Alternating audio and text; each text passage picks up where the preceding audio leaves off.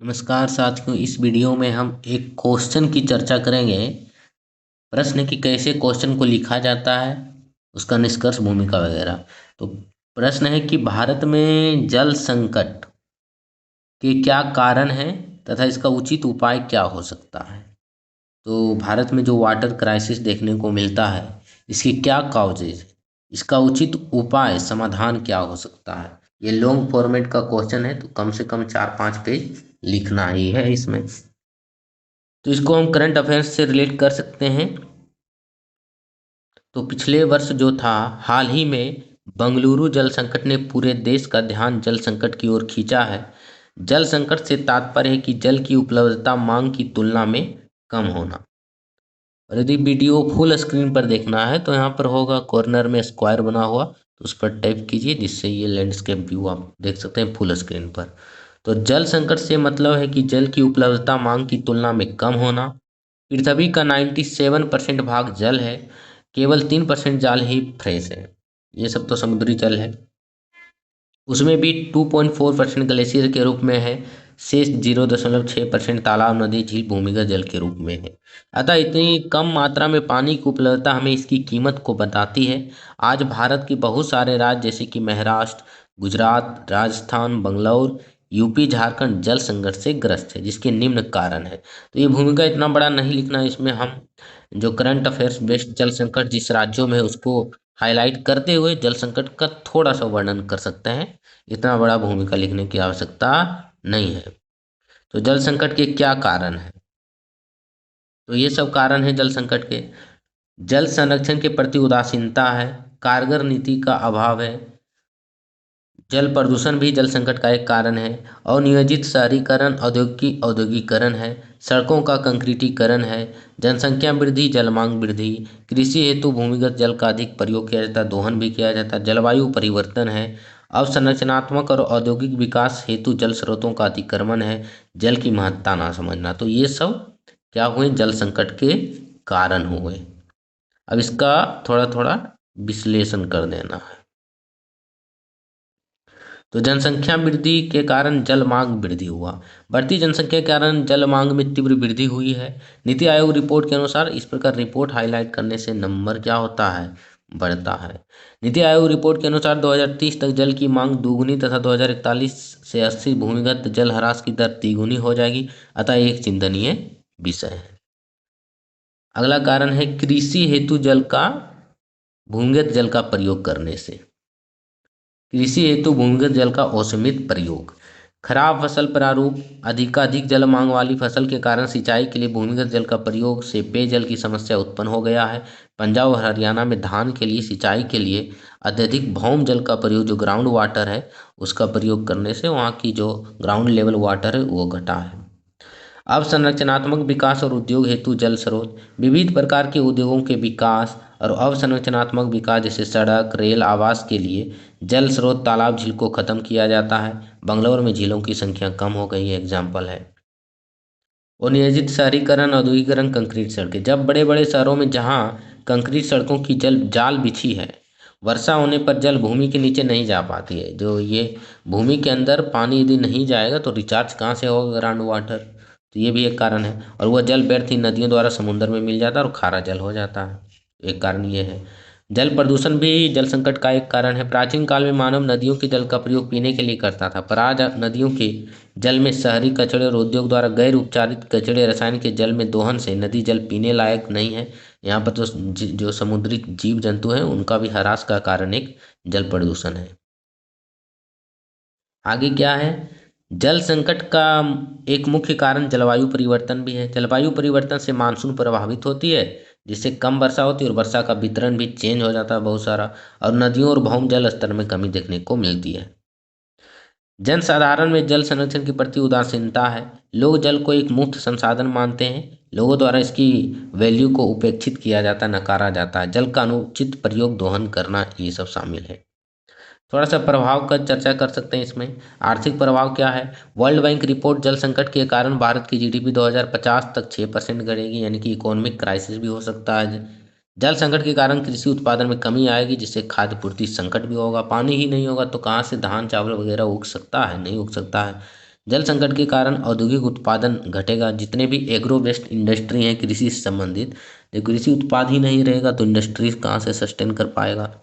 पारितंत्र पर प्रभाव, जल प्रदूषण के कारण जलीय पारितंत्र प्रभावित होंगे। सामाजिक प्रभाव की बात करें तो गंदी जल से स्वास्थ्य प्रभावित होगा, जैसे टाइफॉइड, हैजा वो अन्य होगा। लोगों के आय का बड़ा भाग जल पर खर्च हो जाएगा, आर्थिक दबाव हो जाएगा इसमें। संघवाद प्रभावित होगा, अंतर्राज्यीय जल विवाद जैसे कावेरी कृष्णा गोदावरी से नई विवाद उत्पन्न होगा। जल की जब जिस संसाधन की कमी होगी उसके लिए विवाद होना जरूरी नहीं, तय है, क्योंकि वो संसाधनों के लिए फिर लड़ाई झगड़ा शुरू हो जाता है। अंतर्राष्ट्रीय संबंध प्रभावित होगा, जल संकट दो देशों के मध्य जल स्रोत हेतु विवाद का कारण बन सकता है। जैसे चीन का ब्रह्मपुत्र नदी पर बांध, भारत चीन संबंध खराब हो गया है।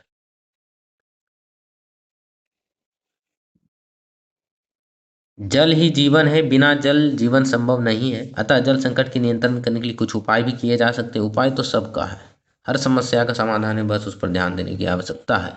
तो पहला है जनसंख्या नियंत्रण हमें करने की जरूरत है। सामुदायिक जल संरक्षण की जिम्मेवारी, रेन वाटर हार्वेस्टिंग को प्रोत्साहन, माइक्रो इरिगेशन पर जोर, फसल प्रारूप में बदलाव, जल को उपचारित करना। जल संकट का समाधान, स्पॉन्जी सड़क का निर्माण, वनारोपण को बढ़ावा, सीवेज जल को औद्योगिक कार्य में पुनः प्रयोग, जलाशयों का निर्माण, अवलवनीकरण तकनीक का विकास किया जाए ताकि जो समुद्री में खारा जल है उसको भी पीने लायक बनाया जा सके। जन साधारण में जल के प्रति जागरूक करना, मिहिर शाह समिति की सिफारिश लागू करना। जल संरक्षण के लिए सामुदायिक या स्थानीय लोगों की भागीदारी, जैसे उत्तराखंड में सोजल मॉडल के आधार पर स्थानीय लोगों ने बहुत सारे छोटे बड़े जलाशयों का निर्माण किया है। तो ये एग्जाम्पल भी देने से नंबर गेन होता है। रेन वाटर हार्वेस्टिंग को प्रोत्साहन दिया जाए, वर्षा के जल को संग्रह कर प्रयोग करना या भूमिगत कर देना रेन वाटर हार्वेस्टिंग कहलाती है। यदि सारे नागरिक इस या उपाय करें तो हमारी भूमिगत जल स्तर में काफ़ी हद तक वृद्धि हो सकती है। जैसे छत पर यहाँ पर एक पाइप डालना है, फिर नीचे में टंकी बना देना है ताकि जो वर्षा जल होगा वो व्यर्थ इधर उधर बहे ना, और ये रेन वाटर जो है ग्राउंड वाटर को रिचार्ज कर दे। इसी को रेन वाटर हार्वेस्टिंग कहते हैं। माइक्रो इरिगेशन को प्रोत्साहन दिया जाए, इससे तात्पर्य है कि सिंचाई के लिए ऐसी पद्धति अपनाया जाए जिससे जल व्यर्थ ना हो। जैसे कि ड्रिप वाटरिंग सिस्टम है पौधे के जड़ों में, जैसे ये पौधा है, इसको मान लीजिए चाहिए 1 लीटर जल, इसमें हम 5 लीटर जल दे दिए तो वो फिर तो जल उपयोग लायक हमारे पास नहीं है, प्रयोग लायक, और हम यहाँ पर दोहन कर रहे हैं। फसल प्रारूप में बदलाव करने की ज़रूरत है। यदि हम सीमित मात्रा में भी अधिक जल से कम जल वाली फसलों की ओर शिफ्ट करते हैं, जैसे कि गन्ना, मिलेट्स आदि, इससे भूमिगत जल का दोहन कम होगा। जितने भी जो मोटे अनाज हैं उसमें, जैसे ज्वार बाजरा रागी, उसमें कम जल की आवश्यकता होती है, तो उसको उसकी ओर हम शिफ्ट हो सकते हैं। गैर उपचारित जल पर रोक, बहुत सारे उद्योग और उपचारित जल को नदियों में बहा देते हैं, इससे जल प्रदूषण होता है और इसका एक कारण नियमों का सख्ती से पालन ना होना है। नियम तो बहुत सारा है इंडिया में, लेकिन उसका क्रियान्वयन सही ढंग से नहीं होता है। स्पॉन्जी सड़क का कॉन्सेप्ट एक है, यह वैसी सड़क होती है जो जल को जल्द ही अवशोषित कर भूमिगत कर देती है। इससे जल जमाव और भवन जल की कमी का समाधान हो सकता है। जैसे वर्षा सीजन में क्या होता है, रेनी सीजन में शहरों में जहाँ तहाँ सड़कों पर पानी जमा हो जाता है। जैसे पटना में है तो वहाँ पर बहुत सारे देखने को मिलता है ऐसे समय, जितने भी शहर हैं, तो वहाँ पर यदि हम स्पॉन्जी सड़क का कॉन्सेप्ट लाएंगे तो वो जल आसानी से नीचे रिस कर भौम जल को रिचार्ज कर देगा। इससे जो शहर क्षेत्रों में ड्रेनेज सिस्टम की समस्या है उसको भी हल किया जा सकता है और जल की कमी को भी दूर किया जा सकता है। वनारोपण करने से वाष्पोत्सर्जन होगा, वाष्पोत्सर्जन से बादल बनेंगे, बादल से वर्षा होगा, तो वनारोपण भी एक समाधान है। सीवेज जल का औद्योगिक कार्य के लिए प्रयोग किया जाए, स्वच्छ या पीने जल की जगह सीवेज जल को ट्रीट कर अधिकाधिक मात्रा में प्रयोग जल संकट की कमी। जैसे उद्योगों में हम स्वच्छ जल की अपेक्षा जो सीवेज वाटर उसको क्लीन करके प्रोसेस करके यूज कर सकते हैं। अगला है जगह जगह पर कृत्रिम जलाशय, जैसे कि आहर बिहार में बनाया जाता है, तालाब नहर से जल अवशोषण बढ़ेगी जिससे भौम जल स्तर बढ़ेगी। समुद्री जल को अलवणीकरण फ्रेश करने के लिए इस्तेमाल किया जा सकता है, तकनीक का विकास जरूरी है इसके लिए। मिहिर शाह समिति की सिफारिश क्या है, केंद्रीय जल आयोग और केंद्रीय भौम जल बोर्ड को एकीकृत किया जाए, ये सुनिश्चित करना कि सतह और भौम जल दोनों जल ही हैं।